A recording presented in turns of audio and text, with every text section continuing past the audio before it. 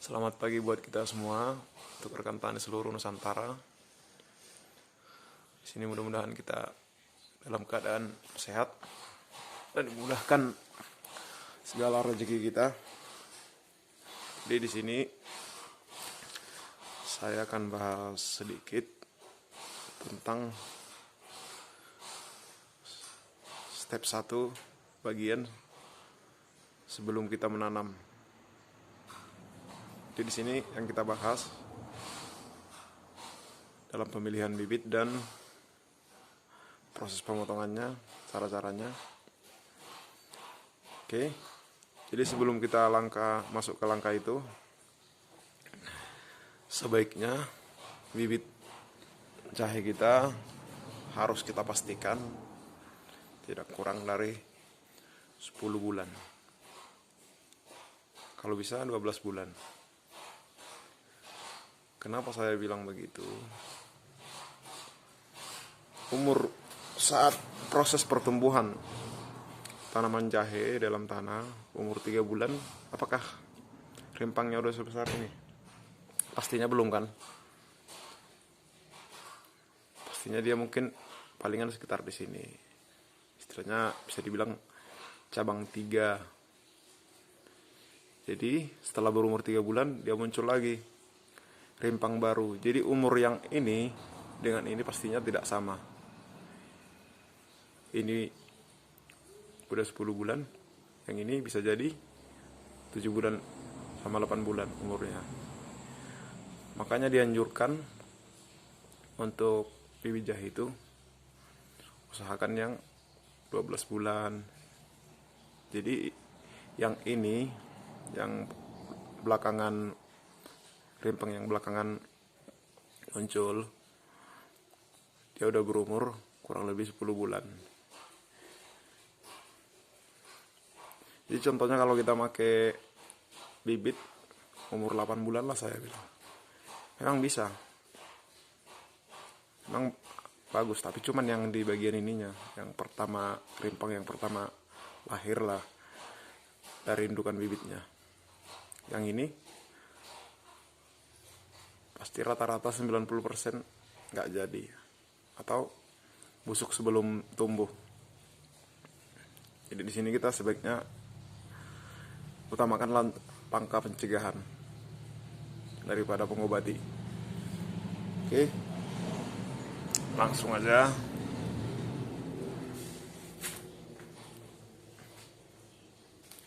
Oke, kita sediakan cutter, usahakan yang betul-betul tajam untuk mengurangi stres di bagian rimpang jahe yang kita potong.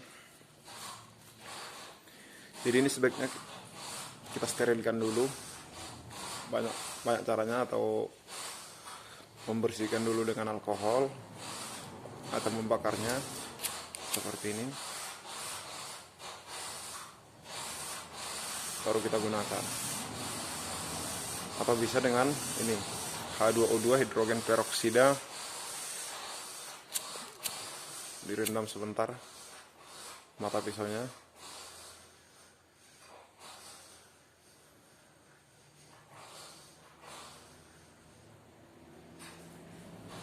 Ini untuk pencegahan, mana tahu ada bakteri-bakteri yang tidak baik untuk tanaman jahe kita, untuk rimpang jahe kita.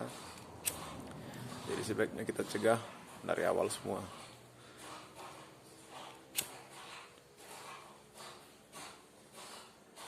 Jadi maaf sebelumnya, ada yang saya lewatkan tadi. Jadi sebelum kita membuat bibit, setelah panen, sebaiknya setelah panen dari tanah, sebaiknya ini rimpang langsung kita jemur, tapi jangan berlebihan jemurnya, jangan sampai keruput lah. Istilahnya menjemurnya dia nggak ada patokan waktu, yang penting dia kering lah, tidak ada yang basah-basahnya lagi. Itu untuk meminimalisir bakteri-bakteri atau patogen-patogen tanah yang terikut rimpang jahe. Jadi kita langkah mensterilkan. Seperti yang saya bilang, lebih baik mencegah daripada ribet untuk kedepannya.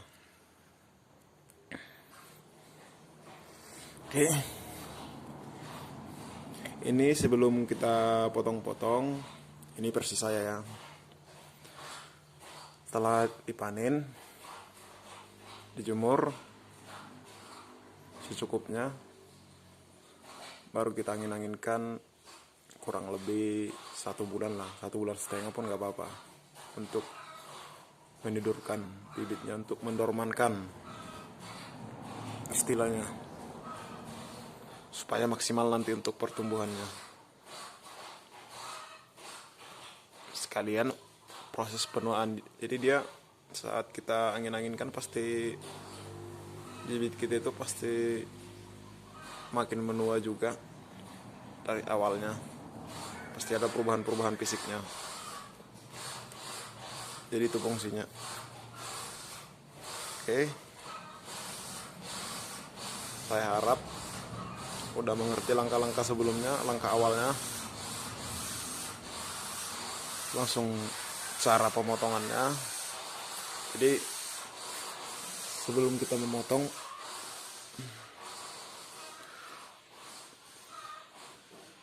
ini kalau bisa dalam proses pemotongan, ini pemotongannya harus, ini untuk mengurangi stres juga, di garis-garis, inilah garis ini, garis udah disiapkan atau di sini. Jadi untuk potongnya tergantung mata tunasnya. Jadi kalau, dan satu lagi, usahakan bobot benih bibit tidak kurang dari 40 gram, dikarenakan tanam ini benih jahe dalam proses pertunasan dia mendapatkan nutrisi dari ini tadi, dari benihnya tadi, dari induknya tadi. Contohnya ini muncul tunas, dia mendapatkan dari ini. Kalau coba kita buat dari sini, apa bisa, apa maksimal pertumbuhan tunasnya? Ujung-ujungnya memang tumbuh tunasnya, tapi jaringan induknya yang mati. Lama-lama ini udah busuk, ujungnya ya gagal. Jadi prinsip saya begitu, secara menurut logika saya.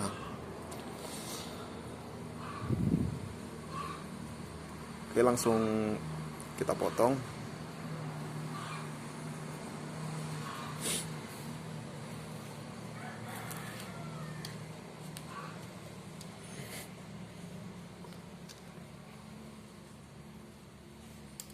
Oke, maaf, bentar. Oke.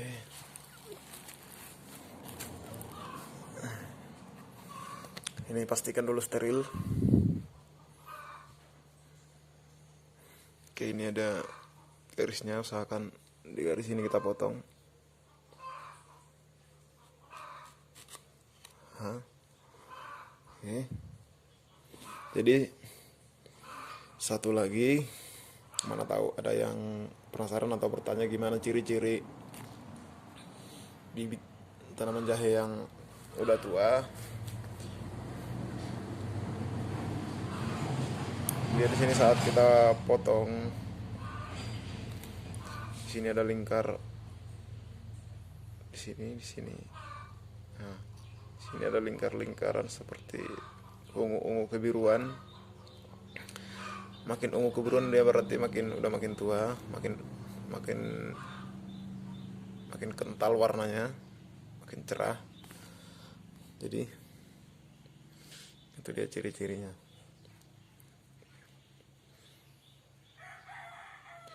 Jadi ini masih umur 10 bulan.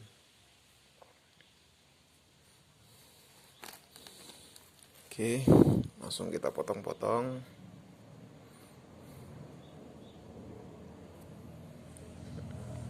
Oke. usahakan ini tetap di garis, ikuti garisnya. Oke.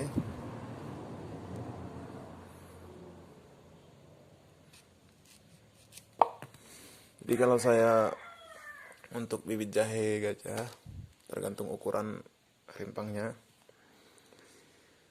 dari 1 kilo palingan bisa 20 sampai 30 biji benih. Jadi ada yang mengatakan dari 1 kilo bisa sampai bahkan 50 lebih. Menurut saya itu kurang baik, kurang bagus. Ini versi saya.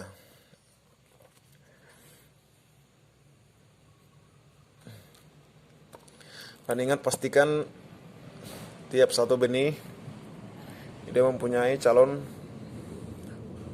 2 mata tunas minimal serendah-rendahnya.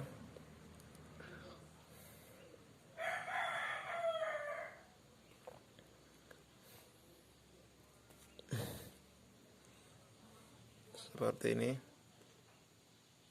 1, 2. Dan ini 1 lagi. Karena saat pertumbuhan dia yang bisa besar, jadi dipilih sama bibitnya sendiri nanti. Jadi walaupun udah saya perhatikan, walaupun contohnya ini 1, 2, 3, 4, 5, 6, 7 calon tunas.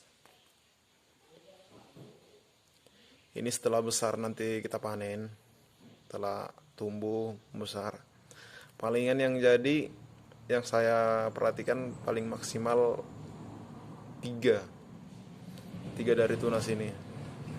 Itu pun jarang-jarang, palingan 2 dia, contohnya muncul rimpang dari sini, dia jarang sekali. Jadi memang kalau bisa sempat mungkin ada atau obat atau apapun itu yang bisa menjadikan ini sampai besar semua, tunas-tunas ini memang sangat luar biasa. Mungkin dalam 1 benih bisa menghasilkan minimal lah saya mungkin 10 kilo bisa lah. Kalau sempat bisa seperti ini, tunas ini jadi semua, jadi. Cuman itulah yang masih pertanyaan dalam benak saya, kenapa begitu. Mungkin untuk kedepannya kita bisa juga melakukan percobaan dengan cara mungkin dengan menambah hormon-hormon lainnya untuk mengusahakan pertumbuhan semua tunas yang ada di benih tadi. Oke, seperti yang saya bilang tadi, usahakan tidak kurang dari 2 tunas 1 benih. Tapi ini kok banyak tunasnya, 1, 2, 3, 4, 5, 6, 7. Kenapa nggak dipotong lagi? Karena bobotnya kalau kita potong-potong lagi, kalau menurut tunasnya tadi bisa 2, serendah-rendahnya 2, ini bisa kita potong 3, cuman untuk bobotnya tidak baik. Bisa jadi ini tinggal 10 gram. Jadi sebaiknya kalau ini versi saya, jangan, dibiarkan aja begini.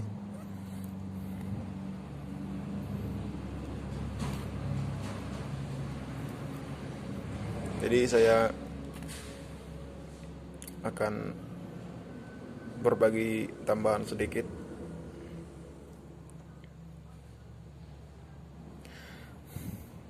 Rata-rata benih bibit yang saya temukan yang mempunyai rimpang besar, rimpang banyak, rimpangnya panjang, dia punya antara tunas yang satu dengan tunas yang satu lagi dia agak jauh, bukan seperti ini. Yang mana saya bilang, oh ini ya beda. Kalau ini kan mata tunasnya rapat. Kalau ini satu sini, dan ini contohnya. Ini pun bisa sama aja. Ini, apalagi dia besar calon mata tunasnya seperti ini, rata-rata menurut aku bagus untuk hasilnya daripada yang banyak mata tunas kayak gini kecil-kecil.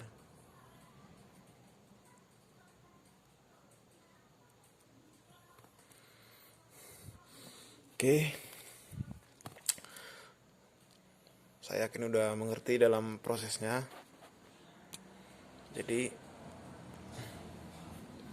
kita sekian dulu untuk ini. Nanti untuk step kedua masih ada.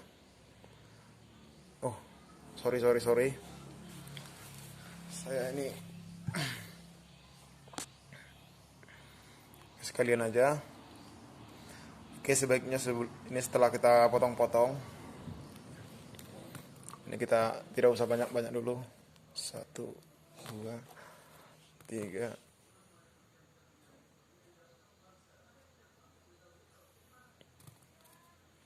4, 5, 6, 7. Jadi ini sebaiknya setelah dipotong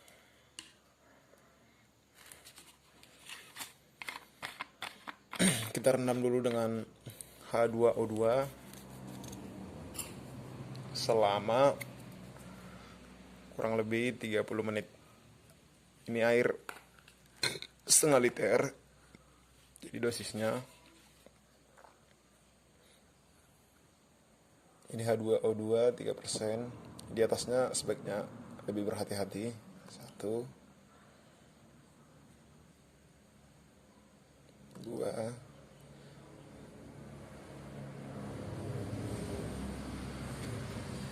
2,5 sendok makan.